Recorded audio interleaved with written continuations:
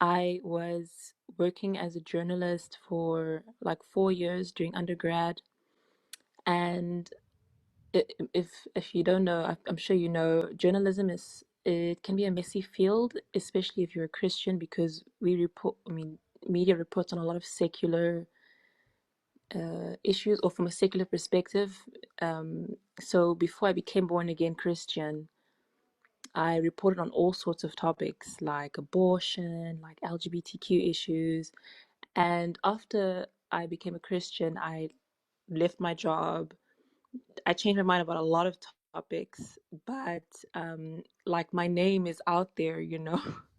So obviously with the byline thing, you would see the articles that I wrote, and like it's permanent. It's like Mm. it's there. I can't change the fact that I wrote those articles. Fast forward to now, I've left that space, but like every time I meet people, I think I'm just a little afraid to like mention my past. Like I just, yeah, I don't know if you know what I Can I? mean, Okay, but it's so just I don't know how I to. do. No, I understand. So you don't have to answer any of these questions I'm going to ask you. Okay. I just want some Yeah. context here. Now, you have a slight accent. Um, Now, I have an accent too, but I want to know where your accent is from because I have some thoughts into my head, but I want to know because I think, and I'll tell you how this is. If you answer these, then I'll tell you what. If you don't, then I'll still tell you why I'm asking these questions. So they're connected. Okay. I was born in Namibia. Uh huh. It's a country in Southwest Africa. I was raised in South Africa. Okay, so I was picking up Yeah. on the South African accent there. So it's in Armenia. I met a friend that's from South Africa. He's the ministry in Armenia, and so I'm used to hearing the South African accent there. Look, the reason why I asked this is because I think culturally, and that's enough for me because I think culturally, we cultures like ours uh, are like when I mean my Armenian culture, because in the United States this isn't very much a thing, but honor and shame is a very big deal, and people get very they're aware of like past and how their reputation is going to look, what people are going to think, and I think some of the stuff that you're probably struggling with is that is you know you're just used to that kind of thinking. This is where I think more of the individualistic thinking could be beneficial, of kind of saying, hey, the Lord's changed me, and like I don't need to think like this, even though that's the past. But I mean, to a certain extent, praise God because there's evidence as to what God has done in my life.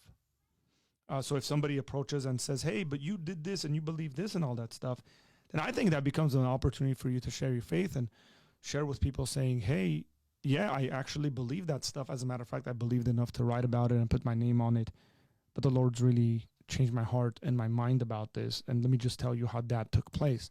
So I think it becomes an opportunity for you to share your faith, the gospel, and how Jesus has changed and conformed and is continuously transforming your life. I don't necessarily see that as being a negative thing. If you're really concerned about it, I would say maybe you might want to just come up with a blog and just like in the blog post write, hey, there's things that are out there that have my name attached to them. I no longer believe these things.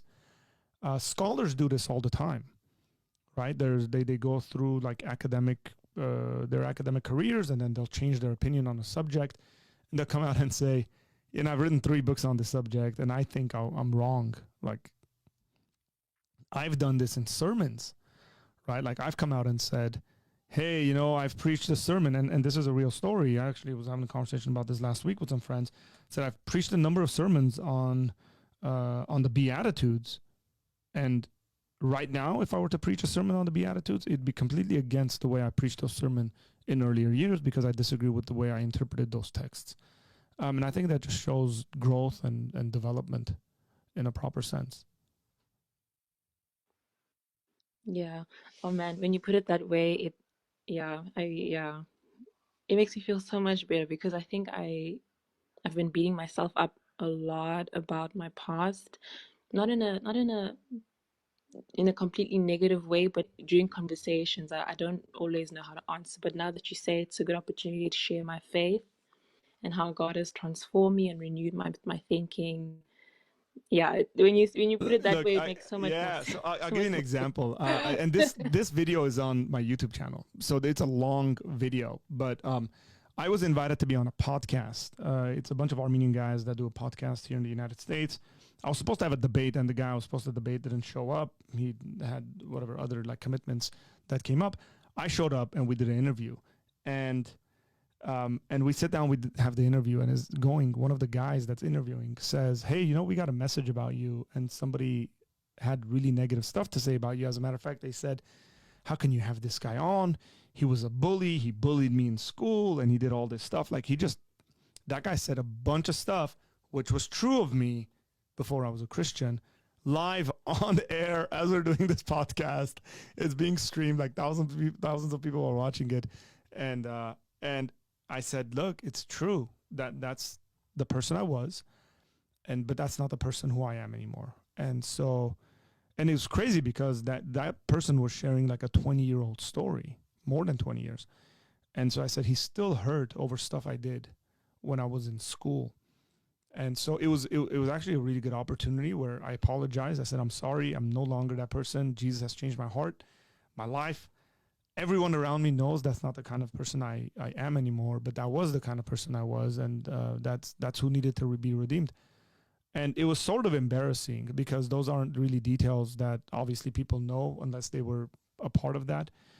But it was shocking to me that somebody still remembered that stuff, still had animosity towards it. But I think we can always use these things to really show what God has done in our lives and how he's changed us. Now, more than half my life I've been a Christian, but that's stuff from the past that still every once in a while probably will peek out. I mean, I know people who walked into church and seen that I'm the preacher and known me from back in the day, from my teens, and said, what? Like this guy. And again, that just becomes a place of testimony. I think someone here said, everyone has a past. Yes, Future wrote this. I should read this. She said, forgive me if I think Future is a she. Everyone has a past. Some of the great people in the Bible did, but look at how God redeemed them and used them. It is a story to show how God worked in our lives, or works in our lives. It really shows God's magnificence, I think. Oh, I like this. Okay, so Nikki wrote, there was a lady just went on the cultish podcast that had a new age podcast. She had been correcting her old teachings. That's insane. There was another guy I know that had a very, very popular new age kind of online platform, and he's become a Christian, and he's had to like just redo all this stuff. So don't beat yourself up over it, please.